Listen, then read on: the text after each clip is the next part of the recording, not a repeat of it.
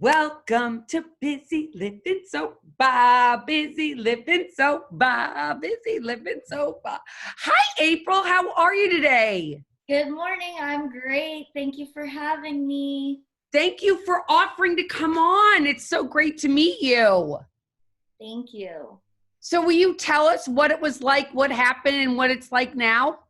I sure will. My experience, strength, and hope is really high right now. I think, I like to share a little bit about the past, and I know everyone has a different take on that. For me, I think it's important that we remember where we came from.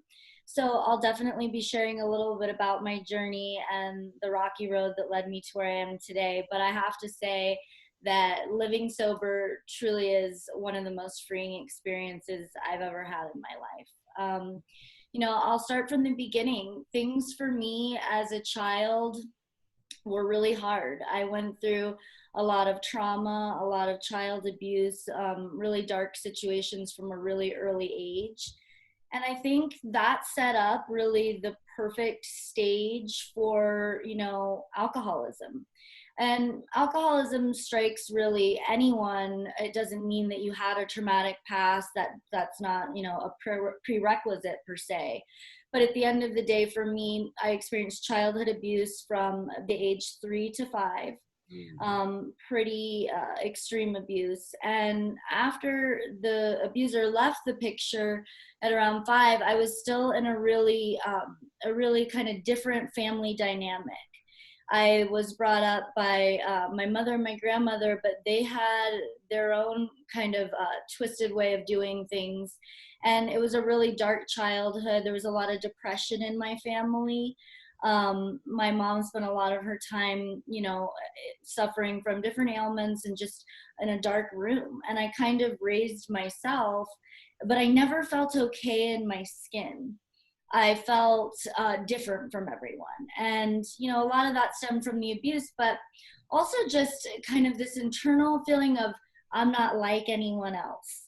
I never fit in. I was extremely introverted as a child. I didn't have many friends. I was very sickly. And I think that followed the dynamic of my family. And from there, when you don't feel like you fit in, I grew up in Hawaii. Okay. So it sounds wonderful. Right, exactly. People always say like, oh, wow, Hawaii. But, I'm actually mixed ethnicity. My background is Caucasian, Portuguese, and African American. And I didn't really fit in there. There's, heavy Asian culture, and the locals with all rights, they don't have the fondness of the Caucasian race either because of overthrowing Queen Liliuokalani and all of that. So I had all these things, not really stacked in my favor growing up. And I was picked on in school. I missed a lot of school. I had a lot of illnesses, autoimmune, things like that, which I think honestly mentally came from the darkness of my abuse, just manifesting. Yeah.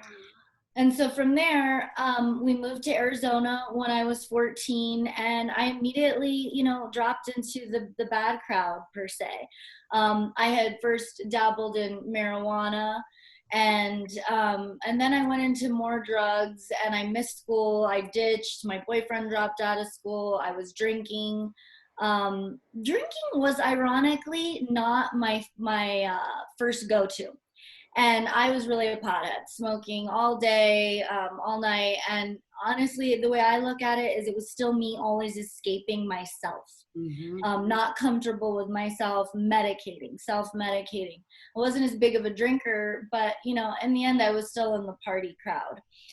We would do things like pour Mad Dog into Gatorade bottles and go be student council and run the pep assemblies and do things. But as time proceeded, I ended up going out, and I finished high school barely by the hair. And I ended up, running off and getting married to someone I had only dated for a couple months. Yeah, I had my daughter at 18, and, he left me, and I was just a single mom on her own. And really from there, I would say I started going to clubs. I started drinking more, but I intermittently had sobriety in between having children, jobs, and relationships. But I was always someone who abused it. And I like to say later in life, there's some speakers I've heard at different meetings that they said this. They said the chains of alcoholism were too soft to feel until they were too strong to break.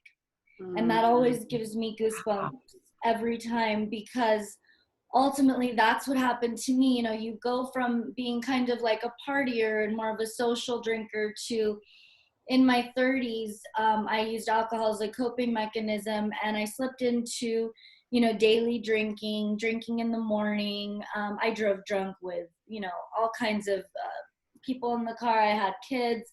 I did a lot of negative things, and, you know, thank God I never faced any direct repercussions. I haven't had my experiences with DUIs, things like that. But um, finally, in my early 30s, I was drinking to the point of, you know, creating wreckage everywhere in my life, and I ended up going into rehab. And in that rehab, I learned a lot, you know. And I'd like to say, you know, I went into that place really upset when they would teach about relapse prevention and all of that. Like, why would they do this? Why would they talk about this? I went to Sierra Tucson for 37 days, and I thought I would be first time, last time, you know, and I wasn't. So I got out of rehab. My custody of my children had been taken. My husband had filed for divorce, sold the house. I got out on Christmas Eve, and I had to stay alone in a hotel, and I made it 6 months of sobriety, and my life was starting to turn around, and I was putting the pieces back together. I went to an AA meeting that, you know, when I got out Christmas Eve. I had a great experience at Sierra Tucson. I learned so much, but I put myself in the wrong situations. I went back to hanging out with some of the same people, and I thought I was stronger than I was.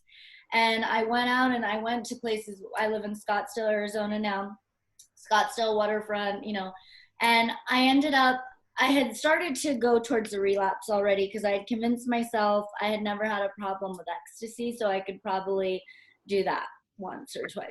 Sounds great, right? Like, that's like the craziness of the mind. And I had convinced myself that. I dropped half a knee, and the next day I'm driving to the grocery store, and I pulled into like a sports bar, and I had a couple Chardonnays, and that was the beginning of the end. And I fast forward, I bought a business. I drank semi normally for, quite honestly, 6 to 9 months. And I know that a lot of times we see in the program, people go out and they just go immediately back. And I think that lulled me into a really bad sense of safety.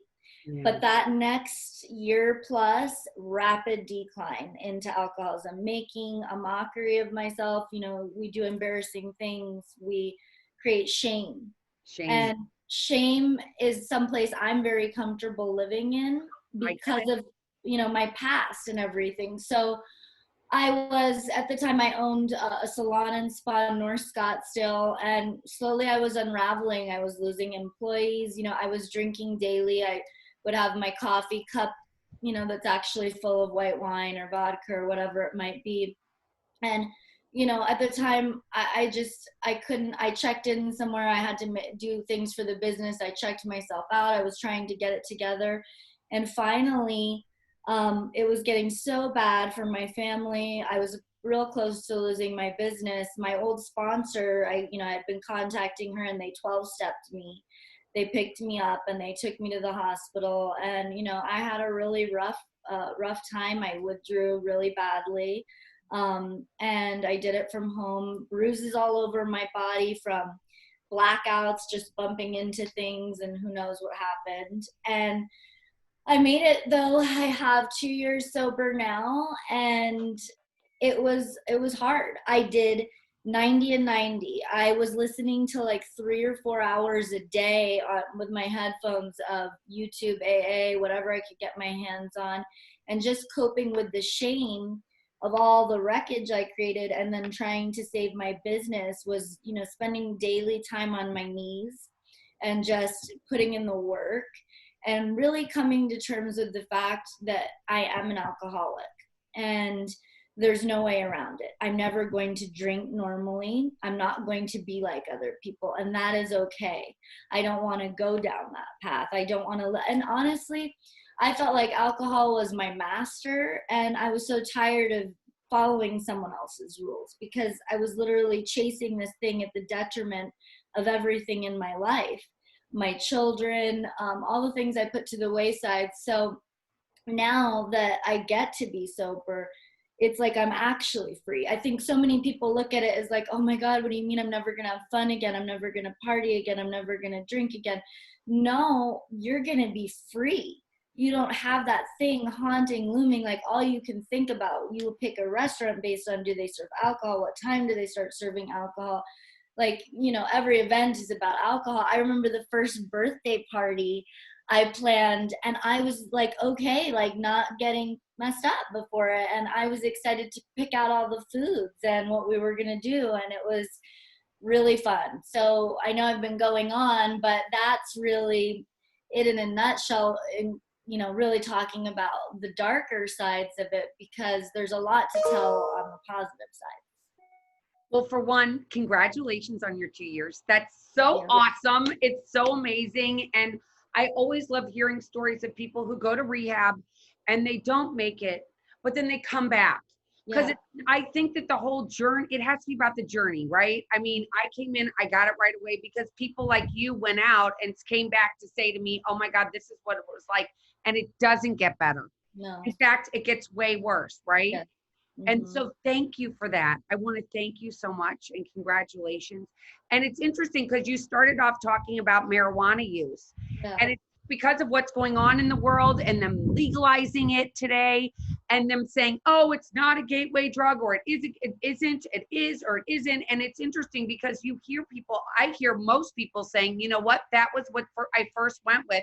And then everything after that. So it is a gateway drug. Do you agree with that? Yeah, you know, I'm so happy you asked me that because, you know, and I love my sponsor. Her name is Roxy, and she's amazing. She's a very old lady, and she's been sober 40 something years, and she's got a lot of spunk. And she always says, you know, you're not sober then. Because sometimes we have people in the program too that they still use marijuana. Right. And it's, you know, I'm baffled by that. And, you know, of course, no judgment. Everybody's going to do whatever they're going to do. But you're still taking yourself, your consciousness out. You're taking yourself away. Like, to me, to be connected to the source, whatever your higher power is for you, I've got to be completely clear. And if I'm using, I'll even give you an example. My husband still occasionally uses that like chew tobacco, but it's snus. I don't know.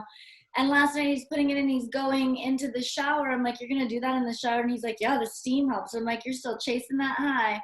You know, but the point is, like, you're still trying to find a way to tweak your state of being. You're changing your state of being. So you're not, you got to learn, like, at least in my opinion, to be comfortable in your own skin. Yep. Don't take yourself out of your skin, because it's very easy to take yourself out. And then, like I said, I thought, oh, okay, I'll take half an ecstasy pill. That's ridiculous. Now all my barriers are down. And I'm going to be more prone to that next day. You know what? I did fine with that. I'll have a glass of Chardonnay. So I absolutely believe it's a gateway. And even if maybe it doesn't lead a person into a harder drug or an alcohol, it's still going to take you out. Like, maybe I don't want to deal with my problems today, so I'm going to smoke a bunch of weed and laugh and zone out. Like, that's not you handling life. That's you taking yourself out, in my opinion. It's true. And it's so much better. And I love what you said about how it isolates you. And it's Mm-hmm. like your own prison. And how now that you're sober, you're free. And when you're in it, you don't think about that, right? You don't think, oh my gosh, my God is either marijuana, ecstasy, Chardonnay, whatever it Yeah. is. That's what's ruling you instead of having your higher power, whatever that may be. Yeah, for sure. It does. It takes you away. It disconnects you. And then also, like, if you want to put kind of a twist on it to, like, I feel better about, I say I'm a very aggressive, like, I'll go after things type of person. I don't really think, I don't ever think you can't do something. Like, there's always a way to do something. And I feel like that personality trait definitely lent over into my alcoholism, because it was like, oh, I like this thing. this thing makes me feel better. I'll have it all the time. I'll chase it and I'll make sure I have it. And so I think, you know, that can happen to people with that type of personality where, I mean, it happens to anyone, but for me, I know, like, what I do is, for me, a trigger, because I believe, you know, there are some people that say the desire's been lifted from them. They never want to drink again. I think my sponsor says you never know when drink time will come. And so for me, I do have triggers. And while I have a couple years sober, you know, I would be remiss to say I'm not still susceptible to any kind of relapse. This is a day by day program. But what I will say is, like, for me, the trigger is good weather, right? That makes me think of patio drinking in Arizona when the weather gets beautiful, everybody's out. And, you know, I'll just remind myself through a checklist, like, but you don't go and have 2 glasses of Chardonnay, actually. You go and you'll have the whole bottle, and then you'll go home, you'll stop by the store and say, I don't want this to end, and you'll get another one. And then before you know it, you'll be drinking every day, blowing up every relationship you have, acting a fool. I walk myself through that. I'm not like the little lady that's going to go into the country club and have 1 or 2 or half a glass. I'm going to say, and go off. So, and then what I can remember is the darkness, right? Like, I was so physically addicted. It's mind blowing. Like, you don't grow up as a little girl and think you're going to become like this, like dry heaving over a toilet, shaking in the morning to the point where you have to drink to function.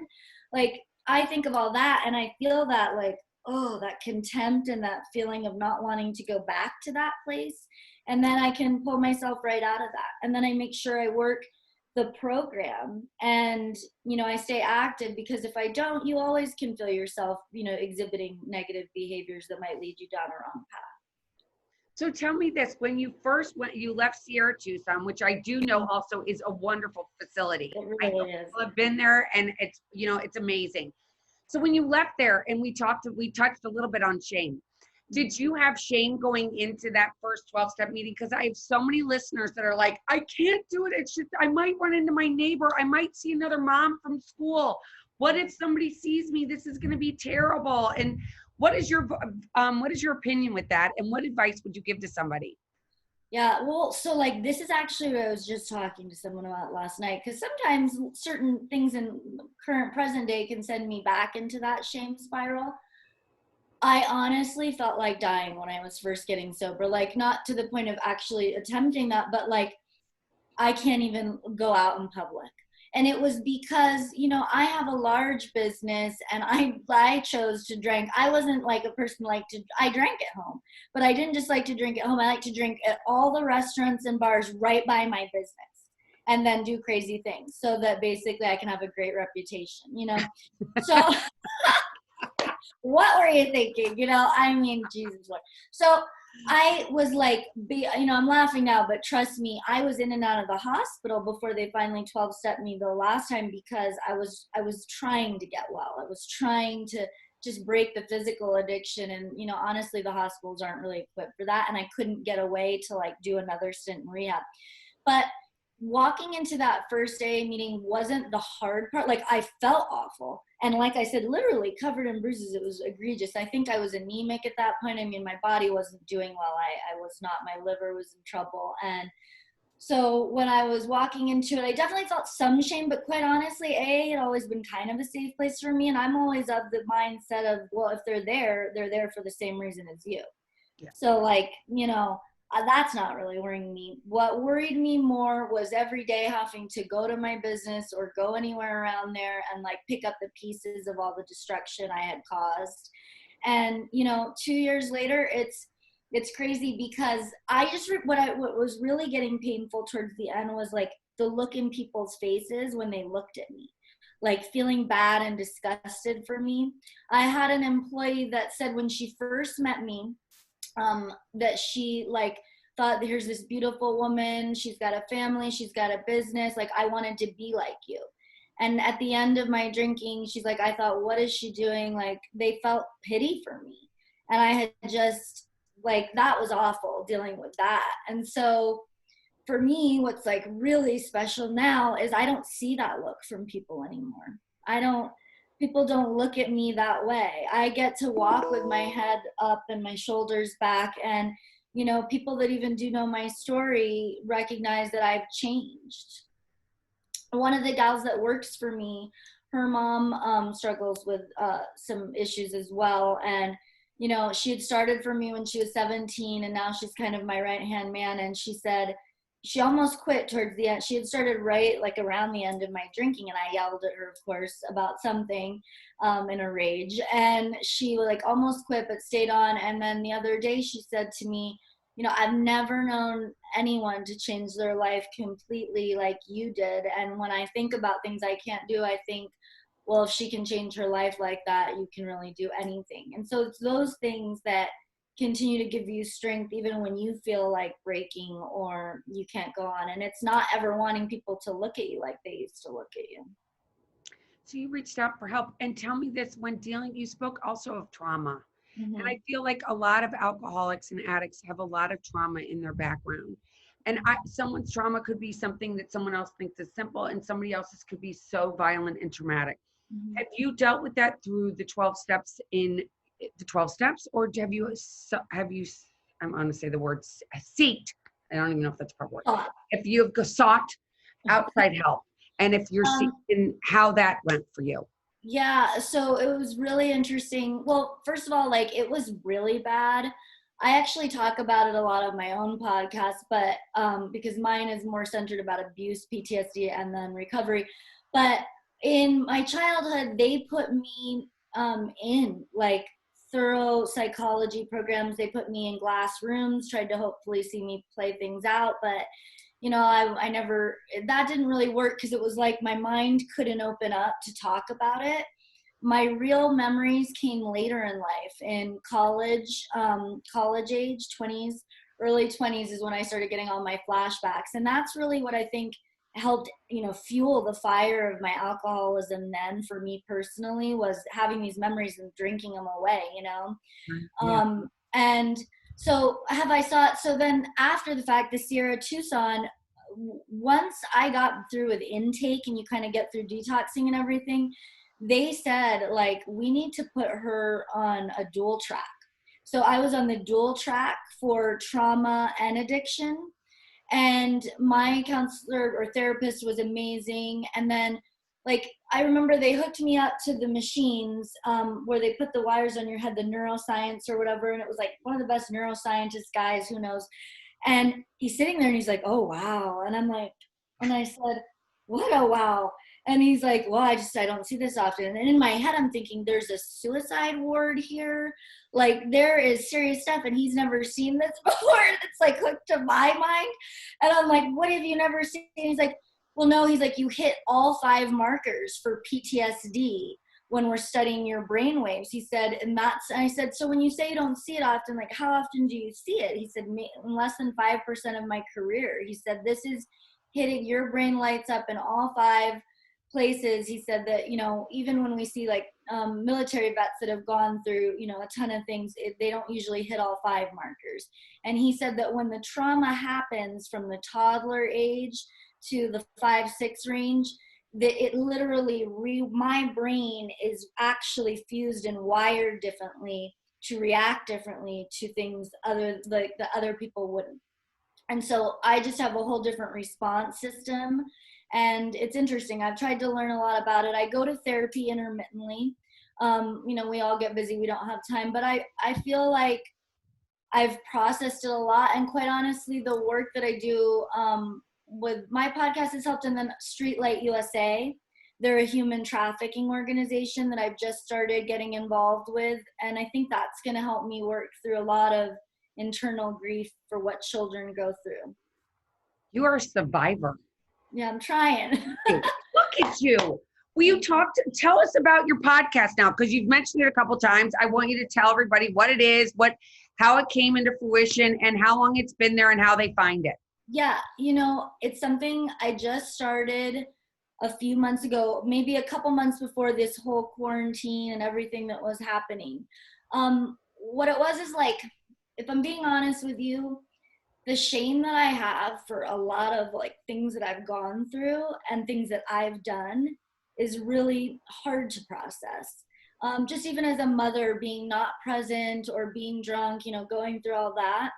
And I kept, working with my sponsor and looking internally on things would happen in life, and I kept feeling like, what am I doing? I just own a beauty lounge, day med spa in North Scottsdale, and I just live in this bubble, and I don't help. I don't do anything. I kept feeling like the only way for me to get past everything I've went through and I've done, and to feel like I'm living more of a life than just some fluff life taking, is if I get in there and I make a difference. And human trafficking has always been like a really big calling. I've been studying it and watching it for a long time. And I knew that at some point I wanted to migrate into spending more of my time in helping with the breakdown of that. So I launched the podcast to really also take the shame and stigma away from people that have suffered sexual abuse, child abuse.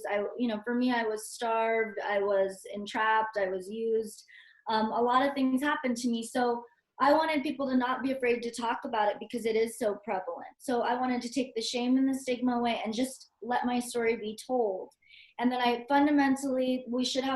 we have a hanging website. It's abuserecoverysuccess.com, but we're upgrading it. And then there will be a direct link. All the proceeds will go to Streetlight USA. And I'm going to be working with them going forward. I'm almost finalized as an ambassador. Streetlight USA has a campus in Arizona, and they help girls from 13 to 17 that have been human trafficked. They rehabilitate them. They have a place for them to live. They get therapy. And the goal will be that I'll be able to actively work volunteering at the campus and then raise funds for them. And I've set up my actual business, my beauty lounge, to be pretty much managed now, with me spending 15 to 20 hours there. And then I want to spend the majority of my time working on getting this thing rolling so that it's actually driving a tangible revenue for them. And at that point, then I'll feel like I'm actually doing something to correct some of the most wicked things that go on in our world still, because people don't realize how prevalent this is. It's really something that's taking place all over, even in the US. I know that. Oh my gosh, you're amazing. Okay, so tell us how you do all of these things. And you've mentioned also that you're a mom and Yeah. you have a husband. So you've got a lot going on. And how do you do it and stay sober? Because that's like the hardest part of life, is balancing everything. How are you doing that? So if the ladies that are, or gentlemen that are out there listening, hear all this stuff that you're doing, and it's amazing, but how do you do it all? Tell us how you do it. Well, okay, I'll say, like, I don't want to sound like a hard ass, but like, you can really do it all if you want to. Like, anything you actually want to do, you can line it out and get it done. I think a lot of people, like, sometimes, like, I'm in, the beauty lounge, so we have a med spa, and sometimes I'll be meeting with people and, they're like, oh, I can't work out, or I don't have time for this. Maybe they're looking at body sculpting. You just make time for what's important to you at the end of the day.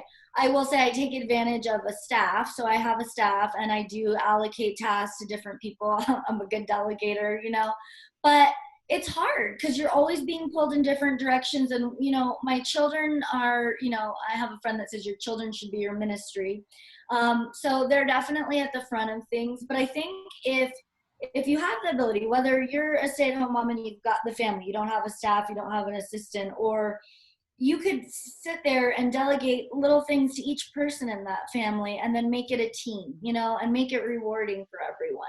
But for me, I'm able to do it because a lot of really talented people that work with me. And I think it's being able to inspire them. Like, what do you really want to do? Like, what do you really want to do? Because, like, I sat with my 15-year-old son and I had him put his hands in mine. And I said, I want you to understand something that most people don't understand. There is no ceiling. That is all self-created. Whatever you really want to do, especially at this age, you can do it. But let's say it is football. Then you should be up at 5 a.m, running, training. You should be eating the extra hard boiled, like whatever you want to do. But it doesn't just come from a dream. You have to actually put things in place every day that get you closer to that dream. And then to some of it, don't be afraid to fail.